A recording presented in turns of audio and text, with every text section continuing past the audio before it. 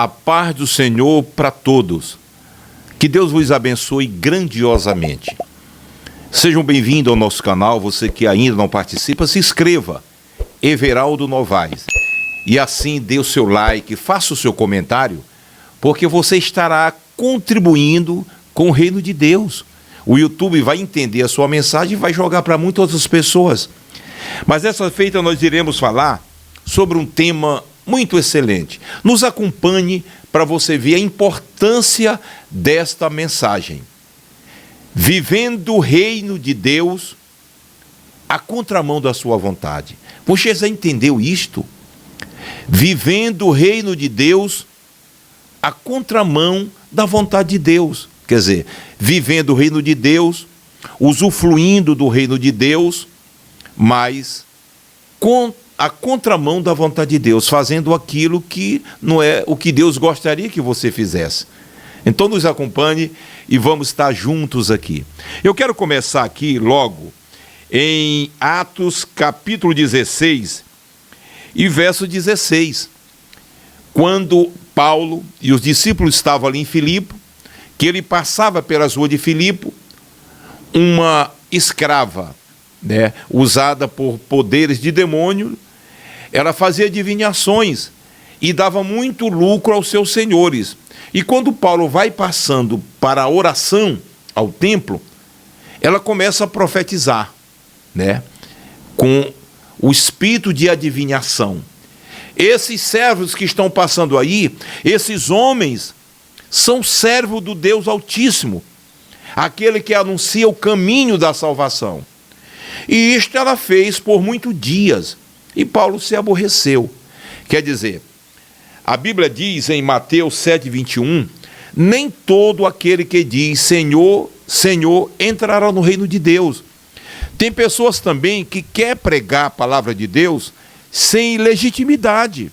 Quer dizer, não tem comunhão com Deus, não está bem diante de Deus, mas querem propagar o evangelho sem legitimidade. Foi o caso dessa escrava, Ela usada por espírito de demônios, os demônios quiseram anunciar, e Deus, para aí, vocês não podem anunciar, vocês são demônios, vocês não têm esse privilégio, eu não dei nem aos anjos, eu dei para os meus servos, e Paulo disse, cala-te, e sai dela. E o demônio saiu, e aí veio as consequências. Muitas das vezes que você fala a verdade, nem todas as vezes você é aplaudido. Não se desespera quando você falar a verdade e você não for aplaudido. Foi o que aconteceu com Paulo.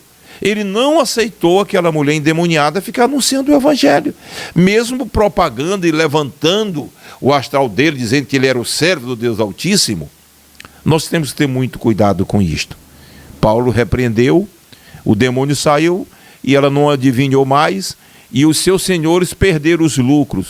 Pelo que aconteceu, Paulo foi parar na prisão. Nós vemos também aqui em Mateus capítulo 16, 21, 22 e 23, quando Jesus falou para os discípulos, olha, isso vai acontecer acerca de mim, eu serei levado ao sacerdote, ancião, vou padecer, o que está escrito acerca de mim? Ferirá o pastor e o rebanho se dispersará. E Pedro disse, não, tem compaixão de ti mesmo, que isto não aconteça. E ele disse, para trás de mim, Satanás, cheio de todo engano. Então, muito cuidado. Às vezes nós queremos levar o reino de Deus de maneira simples, sem um discernimento espiritual. E às vezes as pessoas que estão ao nosso redor, nos bajulando, são pessoas que não estão usadas por Deus. Às vezes o inimigo usa pela falta de oração, pela falta de vigilância. Às vezes a pessoa ora, mas é uma pessoa soberba. O inimigo pode passar rasteira nessa pessoa, porque é uma presa fácil para enganar os demais. Não, aquela pessoa é uma pessoa de oração. Eu vou investir tudo à cega pelaquela pessoa. Mas aquela pessoa é uma pessoa de oração, mas uma pessoa que não vigia, uma pessoa que não tem humildade, se ensoberbece pelaquela posição que tem, e nós temos que ter muito cuidado porque o inimigo aproveita isso. Foi o que aconteceu com Pedro, que nada, que isso não aconteça. Ele achando que estava defendendo Cristo, defendendo o reino de Deus, mas ele estava totalmente à contramão da vontade de Deus. Nós temos que ter muito cuidado com isto. Tem muitas pessoas que estão fazendo a obra de Deus, mas sem estar debaixo do cajado.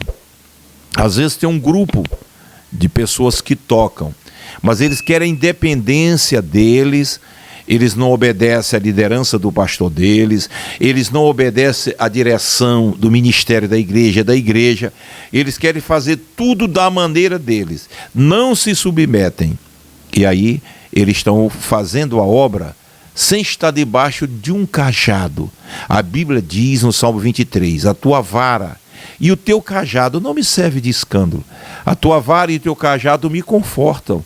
Mostra que eu sou uma ovelha e eu estou debaixo da orientação de um pastor. Então devemos ter muito cuidado. Nós vemos a igreja em Apocalipse capítulo 2, nós vemos a igreja ali em Éfeso, quando Deus se manifesta e diz, e ao anjo da igreja que está em Éfeso escreve, isto diz aquele que tem as 7 estrelas nas suas mãos, são 7 pastores, e anda no meio dos 7 cartiçais de ouro, 7 igrejas. Eu conheço a tua obra, o teu trabalho, o teu esforço, tudo, o teu conhecimento, porque puseste à prova aqueles que se dizem profeta, não te deixaste levar, porque tem crente que se deixa levar por profecias humanas, de homem, carnais, até profecias malignas, mentirosas, né? Mas a igreja em Éfeso era uma igreja que tinha um conhecimento, que puseste à prova aqueles que se dizem apóstolos e não são. Muito cuidado quando você vê uma pessoa que quer te instruir sem estar pautado na palavra de Deus, por profecias humanas, por sonhos, por revelações e visões. É aí que vem as heresias, né? Então nós temos que ter muito cuidado. E ele diz, olha, tenho a teu favor, que puseste à prova aqueles que se dizem apóstolos e não são, e o achaste mentiroso. Certo? Mas olha, eu tenho alguma coisa contra ti, é sério. Embora fazendo a minha obra, com todo o empenho, com todo o suor, com todas as forças, mas tu se esqueceste de mim. Tu está fazendo a minha obra, mas tu não tem tempo para mim, tu não tem comunhão comigo, tu não tem tempo para orar, tu não tem tempo para buscar. Tu estás caído, fazendo a minha obra e caído, fazendo a minha obra à contramão da minha vontade. Lembra, pois, de onde caíste, e arrepende-te, senão virei contra ti e removerei o teu cartiçal.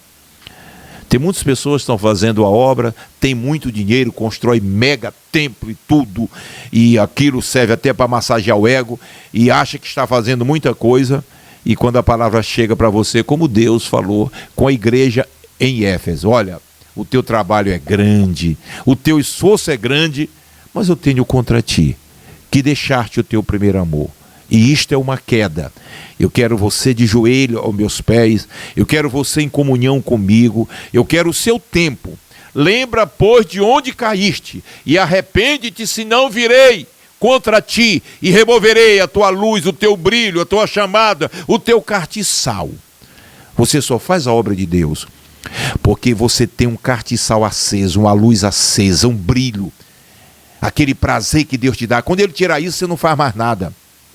Então, olha, muito cuidado, para nós não fazermos a obra de Deus à contramão da vontade de Deus.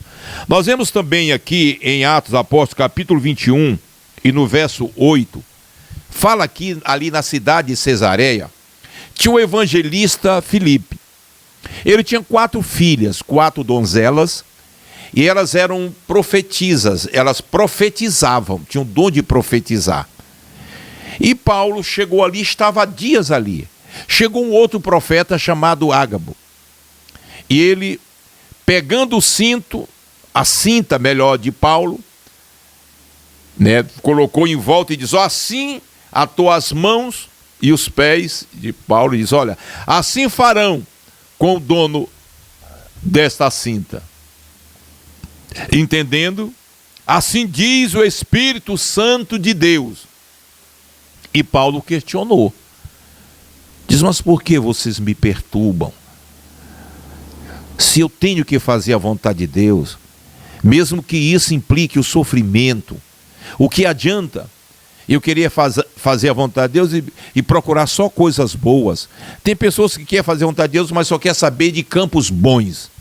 Quando vem para um campo difícil, fica questionando, pressionando o nosso presidente, do pastor Gilberto, meu Deus, para dar conta de toda essa demanda. Não quer padecer pela obra de Deus. Às vezes nós temos que pagar um preço sim pela obra de Deus. E Paulo diz, olha, por que vocês estão desejando só o meu bem? O Espírito Santo avisou que vai acontecer isso. E agora vocês estão querendo me fazer sofrer. Vocês estão querendo me intimidar, mesmo que eu sei que o Espírito Santo está falando. Ele está falando que eu vou passar por tudo isto. Mas olha, não me perturbe. Porque se for para morrer, eu irei. Porque eu já tenho a direção de Deus. E a direção de Deus é que eu vá. Então é muito importante a gente saber disto. Fazer a vontade de Deus, mas não está à contramão. Fazer a obra de Deus, mas não está à contramão da sua vontade. Viver o reino de Deus, mas não está à contramão da sua vontade. Nós vemos também número 12, quando Deus chamou Moisés. Às vezes nós questionamos as pessoas que Deus chama. A gente começa a procurar defeito nas pessoas que a gente chama. Como os profetas de Deus sofreram.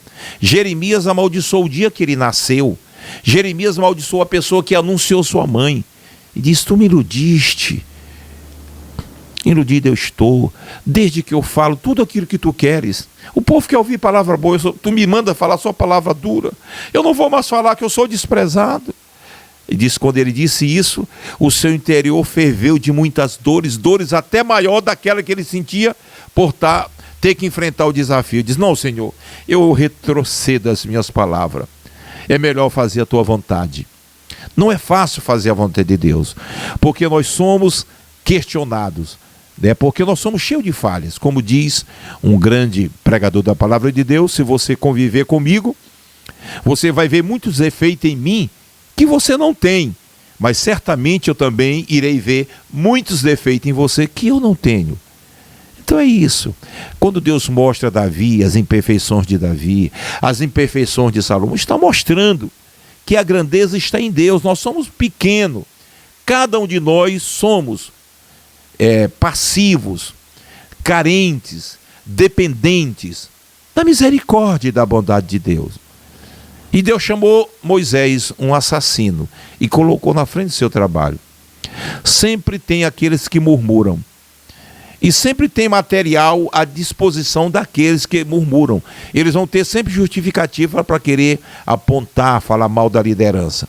E foi isso que aconteceu com Moisés. A própria irmã.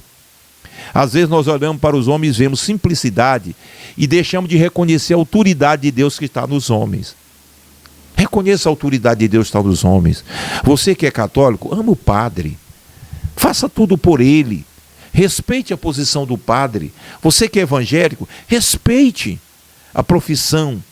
Ou melhor, não é a profissão, a vocação do seu pastor, do seu líder.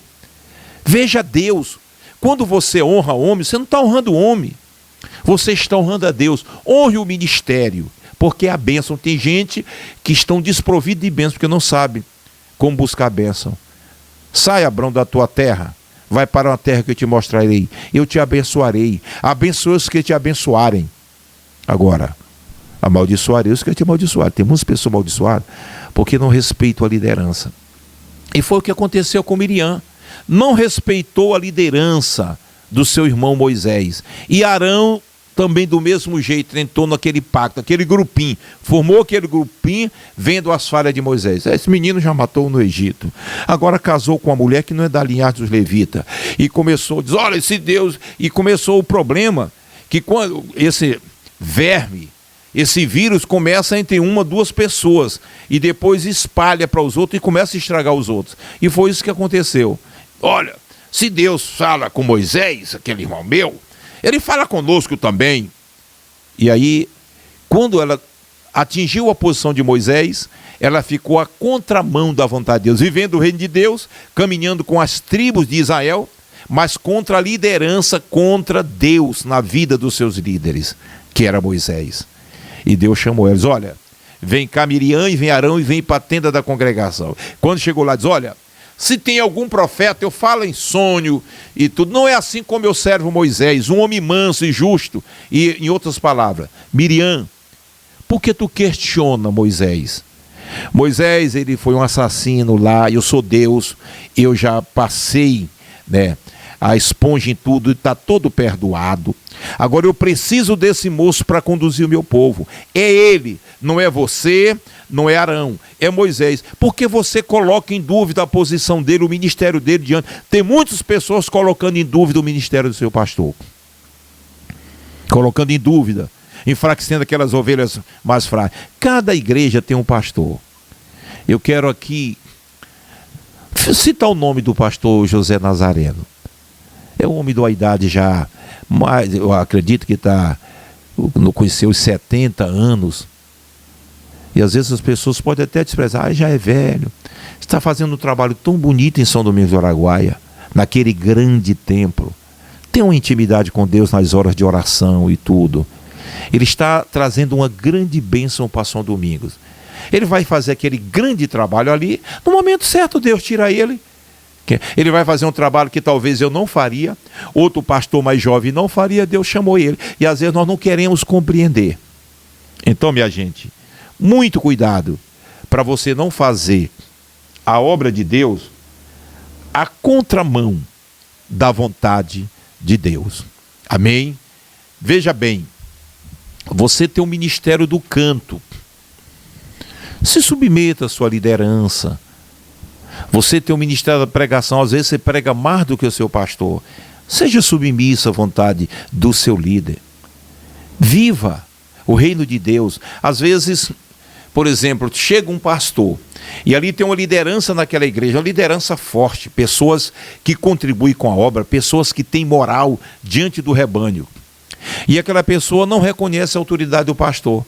Aí fica aquela liderança paralela, tirando aquela autoridade. O projeto de Deus é com o pastor, não é com aquela família. É uma família que contribui, é uma família abençoada, que Deus ama. Mas o projeto de Deus é com aquele pastor que chegou. Deus precisa que aquela família se una com aquele pastor. E o diabo, ele já sabe. Ele sabe, diz: aquela família é uma família poderosa, tem influência, tem moral. Se unir com aquele pastor, vai bombardear o inferno. O reino de Deus vai crescer, então eu vou colocar uma barreira. E ele vem e começa a colocar uma barreira. Aí o irmão quer fazer um trabalho, mas da maneira dele, quer fazer um trabalho para a honra dele. Não faça o trabalho para a honra sua, faça para a honra de Deus. E leve a pessoa do seu pastor. Leve, olha, em nome do nosso pastor, sempre leve a pessoa, honre a liderança que Deus colocou. Porque diz o pastor Gesiel Gomes, que a honra do segundo homem, o segundo homem só tem honra se ele honra o primeiro. E ele fala, né, sobre Paulo, né, sobre Barnabé. Barnabé era um homem de grande conceito, mas era o segundo homem. Então a honra do segundo homem está quando ele sabe honrar o primeiro. Deus tem honra para você, mas você está honrando a tua liderança? Ou você está à contramão da obra de Deus? Se você faz a obra de Deus sem estar debaixo de um cajado, sem estar submisso à orientação do seu pastor, você quer fazer a obra, mas da sua maneira, não se submete à liderança. Às vezes o pastor é mais leigo do que você, é mais simples do que você, não tem a competência, o talento que você tem, mas é o seu líder, Deus colocou lá. Não faça a obra de Deus à contramão da obra de Deus, do reino de Deus. Não faça o reino, não trabalhe no reino à contramão da vontade de Deus. Amém? Nós precisamos, eu sempre cito de um pregador que orava: Senhor, eu quero almas, eu vou morrer. E orou muitos anos, e uma certa feita Deus falou com ele: olha, tu queres muitas almas, mas o que adianta tu ganhar muitas almas e ir para o inferno?